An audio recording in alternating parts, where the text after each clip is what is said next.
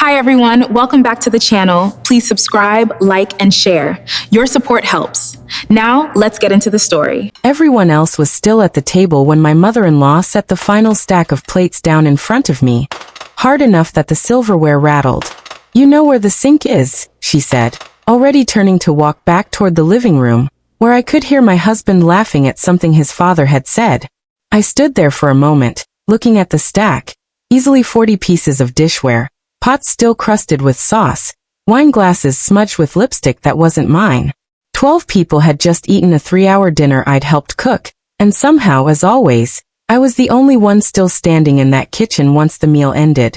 I want you to understand something before I go any further, because I think it matters to everything that happened next. This wasn't the first time. This wasn't even the 50th time. 6 years of marriage, 6 years of family dinners, and I had washed every single dish, every single time, while my husband's family retired to the living room with coffee and dessert. Like clearing a table for 12 people was simply a natural extension of being married into this family.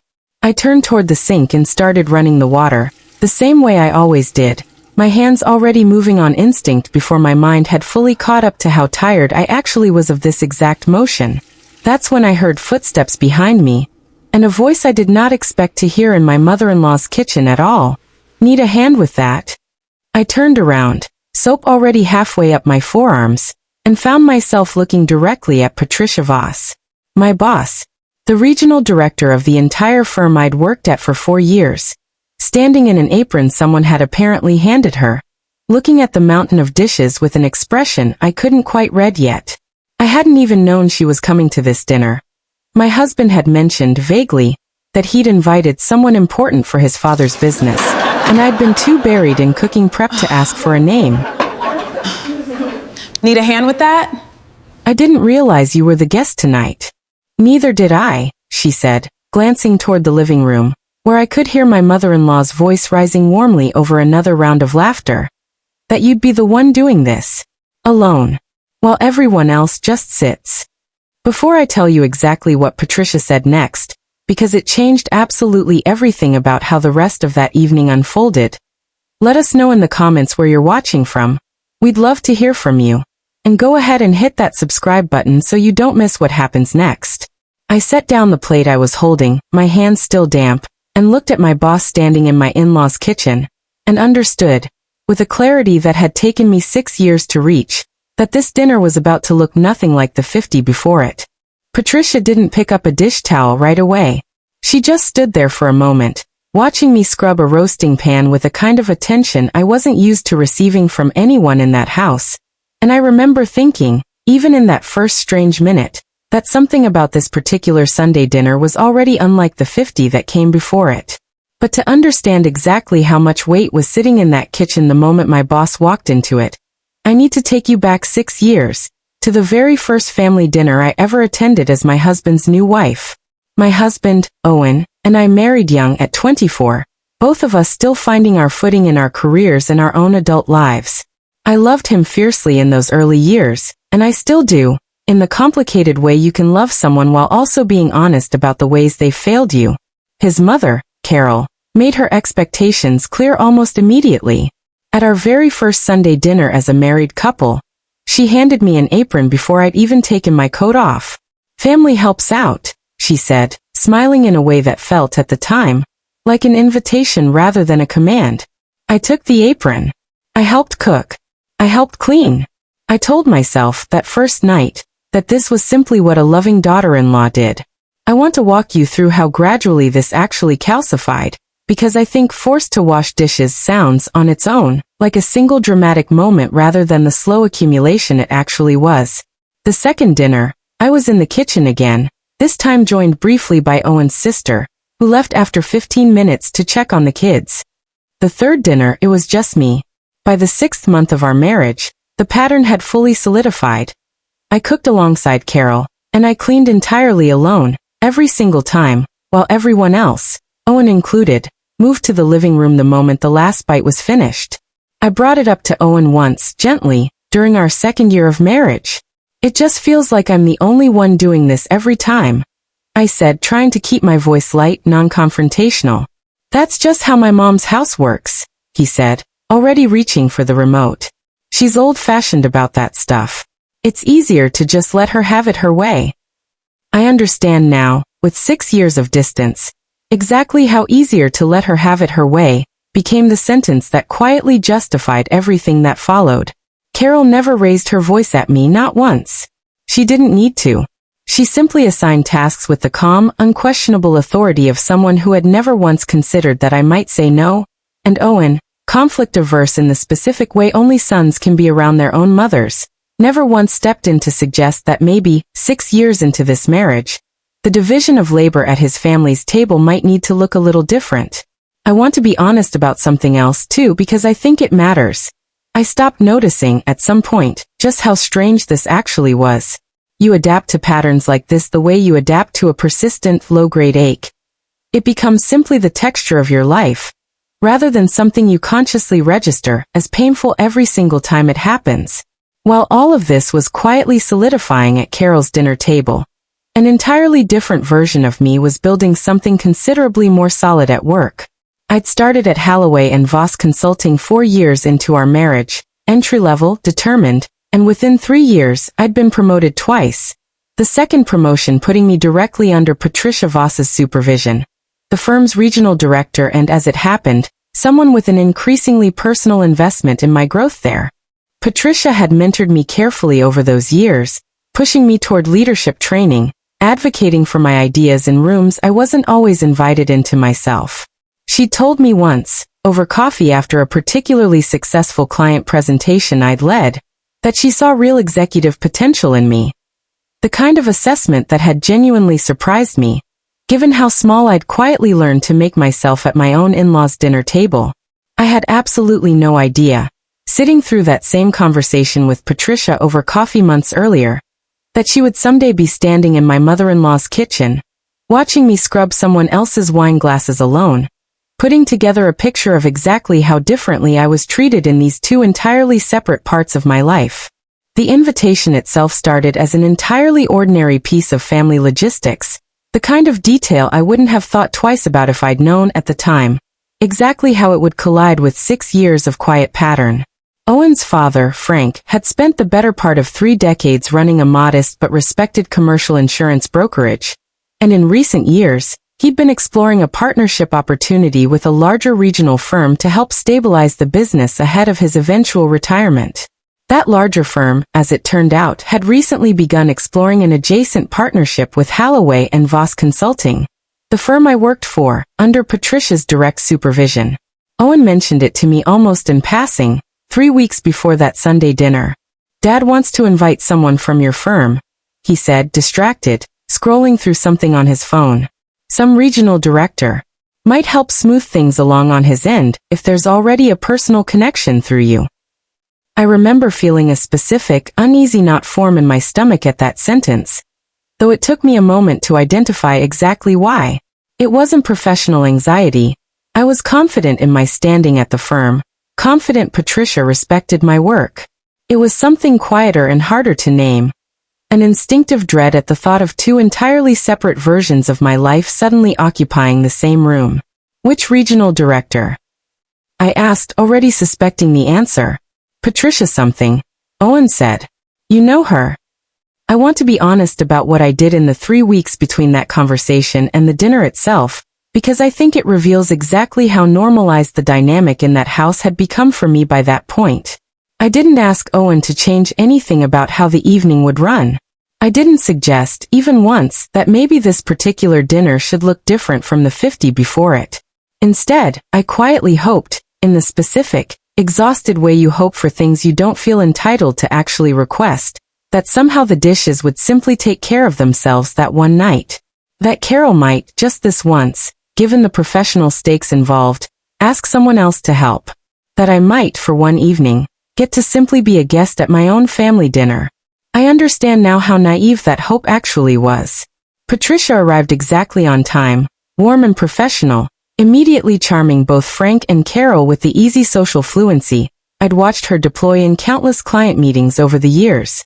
Dinner itself went beautifully, by every conventional measure.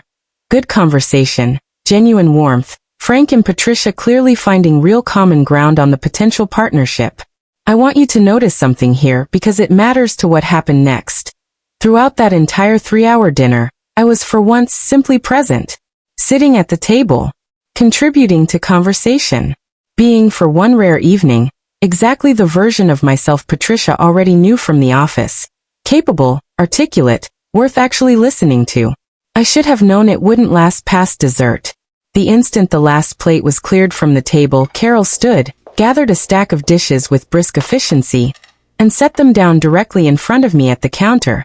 The exact motion I described at the start of this story, the rattling silverware, the you know where the sink is. I watched Patricia's expression shift briefly as she registered what was happening. I watched her glance toward Owen, who was already rising from the table, already moving toward the living room without so much as a backward glance at the kitchen he was leaving me alone in. I turned toward the sink.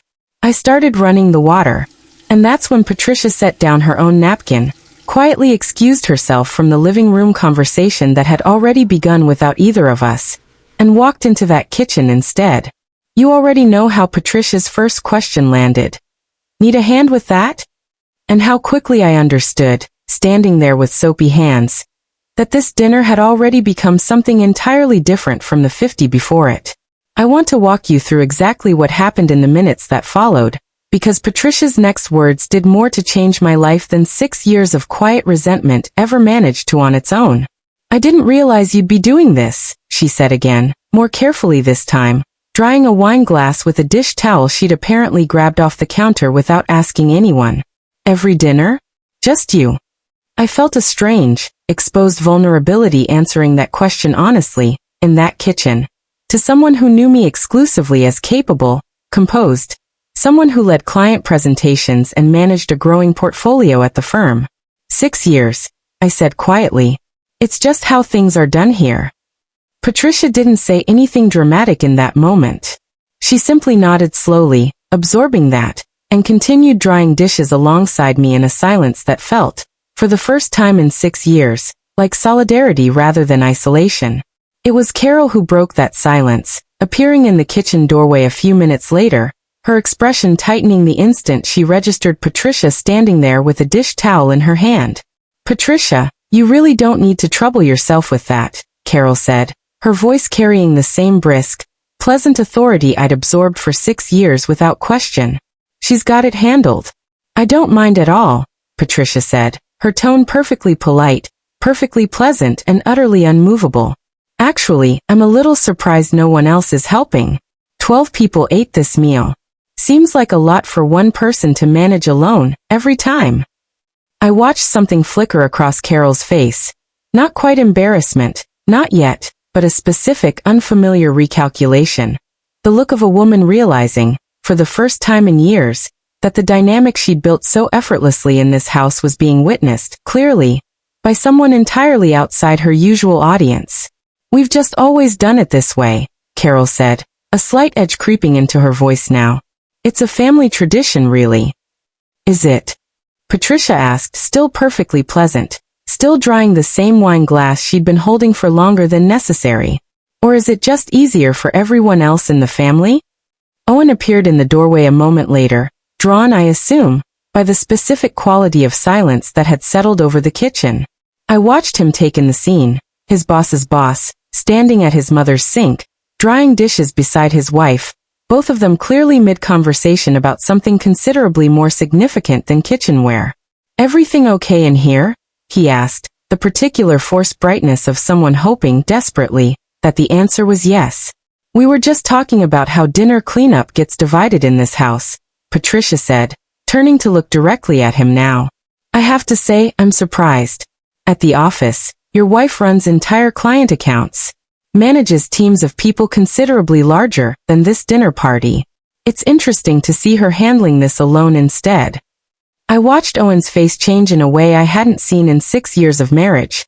Not defensive exactly, but genuinely, visibly uncomfortable, confronted directly with an observation he'd apparently never once made himself, despite standing in this exact kitchen doorway more times than either of us could count. We've just always split things up this way, he said, echoing his mother's exact phrasing. though with considerably less conviction. 6 years is a long time to always do something a certain way, Patricia said quietly, especially when only one person seems to be the one always doing it.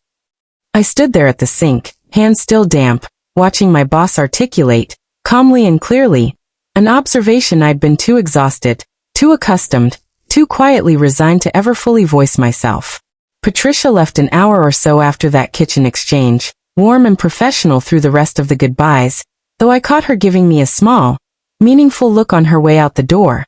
The specific look of someone who understood, without either of us needing to say it directly, that she'd just witnessed something considerably larger than an awkward dinner cleanup dynamic. Owen and I didn't speak much on the drive home. I could feel him turning something over, the particular quality of silence he got when he was genuinely uncomfortable rather than simply avoiding conflict. He finally spoke once we were home, sitting on the edge of our bed while I took my earrings out at the mirror. "That was embarrassing," he said quietly. I turned to look at him, feeling something in me go very still. "Embarrassing for who exactly?" "For all of us," he said. Patricia basically called out my mom in her own kitchen. I want to be honest about the specific clarity that hit me in that exact moment, because I think it mattered more than almost anything else in this entire story. "Owen," I said, "Patricia didn't embarrass anyone. She just said, out loud, something that's been true for 6 years. I've washed every dish every single time, while you and your entire family relax in the other room. That's not new information. That's just the first time someone said it in front of you." I won't pretend he had some instant, complete revelation in that moment. He didn't. He sat there for a long time, clearly uncomfortable, clearly turning over 6 years of a pattern he'd simply never examined closely enough to feel responsible for. "I didn't think about it that way," he said finally. "I just thought that's how things worked at my mom's house. I didn't think about what it actually meant for you, every single time." "That's the problem," I said. "You never had to think about it. I did every single Sunday for 6 years." I want to give you an honest account of what actually changed in the weeks following that dinner, rather than a dramatic, instant transformation. Owen didn't become a different person overnight, but something did shift genuinely in how he approached our next family dinner 3 weeks later. He was the one unprompted, who stood up the moment the last plate was cleared and said, in front of his entire family, "I'll help with dishes tonight. Actually, we should probably all pitch in from now on." Carol's reaction to that shift wasn't immediate acceptance either. I watched her bristle, initially, at a pattern she'd clearly assumed was permanent and unquestioned. But over the following months, something did genuinely change. Not perfectly, not without occasional lapses back into old habits, but meaningfully, in a way 6 years of my own quiet requests had never once managed to accomplish. Patricia and I never discussed that dinner directly again at the office, maintaining the same professional boundary we'd always kept. But I noticed in the months that followed a specific new energy in how she advocated for me, pushing me toward a director track promotion I might not have felt confident pursuing otherwise, telling me once, in passing, that she'd seen firsthand exactly how much more capable I was than I gave myself credit for. I understood hearing that she wasn't just talking about my work. It's been a little over a year now since that dinner, and I want to give you an honest sense of where things actually landed, rather than a tidier version than real life usually offers.